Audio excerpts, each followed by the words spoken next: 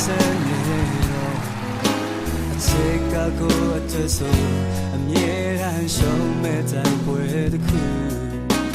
နောက်ခေါမရှုံးခြင်းပါမင်းငါတမတွေ့နေတော့ဘိုးဝေဆုံးတစ်ပြက်မှာနေဘဝကိုပြန်သစ္စာမင်းကြောင့်ငါမပြောရပါဒီလိုဆုံးတာ